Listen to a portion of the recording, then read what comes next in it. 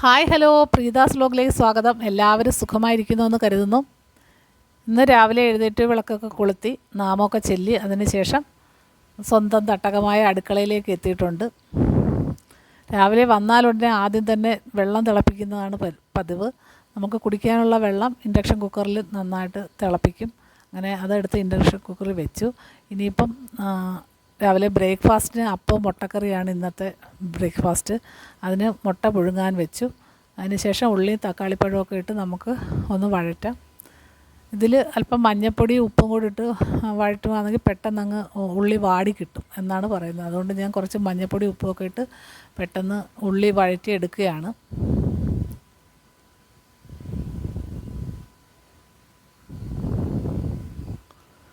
അതിനുശേഷം നമ്മുടെ മാവ് നന്നായിട്ട് പൊങ്ങി വന്നിട്ടുണ്ട്.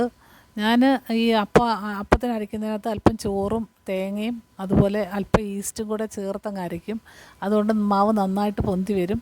ഈസ്റ്റ് കൂടാൻ പാടില്ല, കൂടിക്കഴിഞ്ഞാൽ എല്ലാം കൂടെ ഇങ്ങനെ പൊങ്ങി വന്നിട്ടെല്ലാം പുറത്തോട്ട് വീഴും. മാവെല്ലാം പൊന്തി പുറത്ത് വീഴും. അതുകൊണ്ട് കറക്റ്റ് അളവിന് അറിയാമെങ്കിൽ മാത്രമേ ഈസ്റ്റ് ഇട്ട് അരയ്ക്കാവൂ. അല്ലെങ്കിൽ നമ്മൾ അപ്പം ചുടാൻ നേരത്ത് ചേർത്താലും മതി. ഒരു അരമണിക്കൂർ മുമ്പ് ഒന്ന് കലക്കി വെച്ചാലും മതി. അങ്ങനെ അപ്പവും മുട്ടക്കറി കാപ്പി എല്ലാം റെഡിയായി. രാവിലെ ബ്രേക്ക്ഫാസ്റ്റ് കഴിച്ചു. അതിനുശേഷം ഉച്ചക്കലത്തേക്ക് അയിലയും നെത്തോലിയാണ് കിട്ടിയത്. അങ്ങനെ ഇരുന്നപ്പോഴാണ് ഒരു കപ്പയ്ക്ക പഴുത്തത് അവിടെ ഇരുന്നത് കണ്ടത്. എന്നാൽ അത് പൊളി ഒരു 11 മണിയൊക്കെ ആയി കാണും. അന്നേരം ഇത് നമുക്ക് കപ്പയ്ക്ക പഴുത്ത് ഒരുപാടങ്ങ് പഴുത്ത് പോകുന്നതിന് മുമ്പ് ഇതുപോലെ നല്ല ഒരു 3/4 ഭാഗം പഴുപ്പെത്തുമ്പോൾ കഴിക്കുന്നതാണ് ഏറ്റവും നല്ലത്. അല്ലെങ്കിൽ പിന്നെ അങ്ങ് മണമണാന്നായിപ്പോൾ. ഇതിപ്പോൾ നല്ല പരുവത്തിന് കിട്ടി. നല്ല മധുരമുള്ള കപ്പയ്ക്കയാണ്. അങ്ങനെ അത് ചെറിയ ചെറിയ പീസായിട്ട് ഞങ്ങളൊരു 11:30 ആയപ്പം എടുത്ത് പൊളി കണ്ടിച്ച് കഴിക്കുകയാണ്. ഇത് അധികം വളമൊന്നും ഇല്ലാത്ത നമ്മുടെ വീട്ടുകളിൽ പിടിക്കുന്ന നല്ല കപ്പയ്ക്കയല്ലേ, അതുകൊണ്ട് നല്ല മധുരമാണ്. ഇത് വെളിയിലൊക്കെ ഒരു കപ്പയ്ക്കൊക്കെ ഇപ്പോൾ എത്ര രൂപയാണ്? 50 രൂപ 100 രൂപയൊക്കെയാണ് ഒരു കപ്പയ്ക്കൊക്കെ വില. പഴുത്ത കപ്പയ്ക്കയുടെ വില ഇന്നാൾ ഞാൻ ചോദിച്ചപ്പോൾ അങ്ങനെ പറഞ്ഞത്. നമ്മുടെ വീട്ടിലൊക്കെ ഇഷ്ടം പോലെ ഉണ്ട്. പിന്നീട് ഉച്ചക്കലത്തേക്ക് കോവയ്ക്കയാണ്. ഞാൻ വഴുതനങ്ങ അതിൽ പിച്ച് വെച്ചിരിക്കുന്ന കാണിച്ച് വഴുതനങ്ങയും കോവയ്ക്കയും കിട്ടിയായിരുന്നു പറയും. അന്നേരം ഞാൻ ഓർത്ത് ഇന്ന് എന്തായാലും കോവയ്ക്ക തോരൻ പോലെ വെക്കാമെന്ന് കരുതി. എല്ലാ ദിവസവും കോവയ്ക്ക മെഴുക്കുവരട്ടിയൊക്കെയാണ് വെക്കുന്നത്. ഇപ്രാവശ്യം ഞാൻ വിചാരിച്ച് കോവയ്ക്ക ചെറുതായിട്ട് അരിഞ്ഞ് ഉള്ളിയും പച്ചമുളകും ഒക്കെ അരിഞ്ഞിട്ടിട്ട് നമുക്ക് തോരൻ പോലെ ആക്കാമെന്ന് കരുതി. ഇത് കോവയ്ക്ക എപ്പോഴും നല്ല പിഞ്ച് കോവയ്ക്കയാണെങ്കിൽ ടേസ്റ്റ് ഉള്ളത് കേട്ടോ. ഈ ഒരുപാട് വിളഞ്ഞു പോയി ചുമന്ന് പോയാൽ അതിനൊരു പുളിപ്പുണ്ട്. അത് പക്ഷേ നമുക്ക് സാമ്പാറിനും അവിയലിനും ഒക്കെ ഉപയോഗിക്കാൻ നല്ലതാണ്. ഇതുപോലത്തെ പിഞ്ച് കോവയ്ക്കയാണെങ്കിൽ നമുക്ക് തോരന് അതുപോലെ മെഴുക്ക് പുരട്ടിക്കുമൊക്കെ നല്ലത്.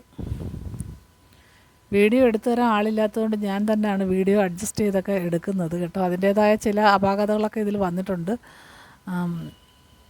ഇന്ന് മഴയൊന്നും ഇല്ലാത്തതുകൊണ്ട് നല്ല വെയിലുണ്ടായിരുന്നു. അതുകൊണ്ട് കുറച്ച് തുണിയൊക്കെ കഴുകാൻ കിടപ്പുണ്ട്. ഇനി ഇതെല്ലാം കഴിഞ്ഞിട്ട് വേണം അത് വാഷിംഗ് മെഷീനിൽ ഇടാൻ. അതും കൂടെ ഒക്കെ ജോലിയുണ്ട്. ഇങ്ങനെ ഓരോ കാര്യങ്ങൾ ആലോചിച്ചുകൊണ്ട് ഞാൻ ചെയ്യുകയാണ്. അതുപോലെ മിറ്റമൊക്കെ 2-3 ദിവസം കൊണ്ട് നല്ല മഴയായതുകൊണ്ട് തൂക്കാനൊക്കെ കിടപ്പുണ്ട്. അതൊക്കെ ചെയ്യണം. അങ്ങനെ പെട്ടെന്ന് അടുക്കളയിലെ ജോലിയൊക്കെ തീർത്തിട്ട് മുറ്റത്തോട്ട് ഇറങ്ങിയേ പറ്റുള്ളൂ എന്നുള്ള ചിന്തയിൽ ഇങ്ങനെ ഓരോരോ ജോലികൾ ചെയ്യുകയാണ്. പിന്നെ ഇന്ന് ഞാൻ നെത്തോലിയാണ് കറി വെച്ചത്. ഒരു മാങ്ങ ഇരിപ്പുണ്ടായിരുന്നു. അങ്ങനെ നെത്തോലിയും മാങ്ങയും കൂടെ അത് കറി വെച്ചു. അപ്പോഴാണ് ഒഴിക്കാൻ ഒന്നും ഉണ്ടാക്കിയില്ലെന്ന് ഓർത്തത്.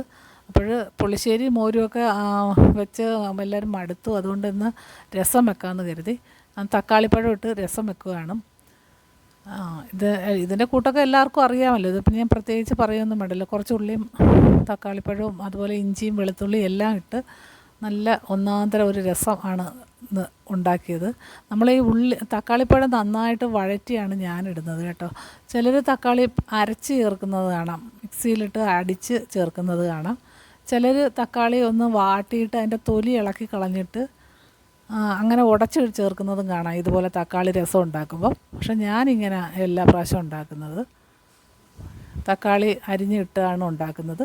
പിന്നീട് അത് നന്നായിട്ടൊന്ന് മൂത്ത് കഴിയുമ്പം നമ്മൾ പുളി പിഴിഞ്ഞൊഴിച്ചാൽ മതി.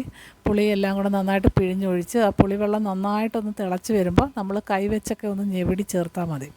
അങ്ങനെയാണ് ഞാൻ രസം ഉണ്ടാക്കുന്നത്. പിന്നീട് ആ രസത്തിൽ എല്ലാമൊക്കെ ചേർക്കണം. മുളക് പൊടി, മഞ്ഞൾപ്പൊടി, മല്ലിപ്പൊടി, അതുപോലെ രസം പൗഡറും ഒക്കെ ഉണ്ടെങ്കിൽ അത് ചേർത്താൽ ഏറ്റവും നല്ലതായിരിക്കും.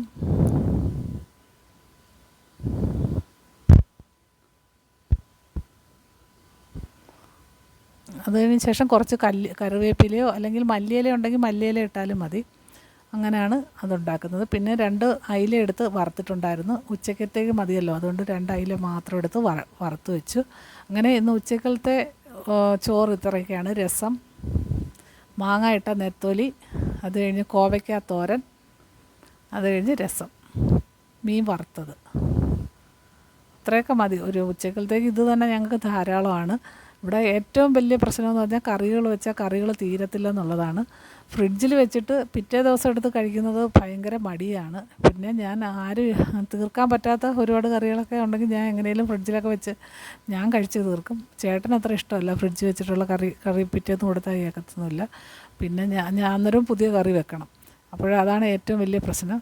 പിന്നെ വൈകിട്ട് മിക്കവാറും ചോറ് ഉണ്ണത്തില്ല. ചോറിന് പകരം വേറെ എന്തെങ്കിലും ആയിരിക്കും ഞങ്ങൾ കഴിക്കുന്നത്. അപ്പോഴീ കറികളെല്ലാം അങ്ങനെ വേസ്റ്റാകും. പിന്നെ ചപ്പാത്തിയുടെ കൂടെയൊക്കെ ആണെങ്കിൽ തോരനൊക്കെ ചിലപ്പോൾ കഴിക്കും കേട്ടോ. പിന്നെ ഈ നെത്തോലി കറിയോ എന്തെങ്കിലും ഉണ്ടെങ്കിൽ ചപ്പാത്തി ഉണ്ടാക്കിയാൽ മാത്രം മതി, ഇഷ്ടമുള്ള മീൻ കറിയൊക്കെ ഉണ്ടെങ്കിൽ.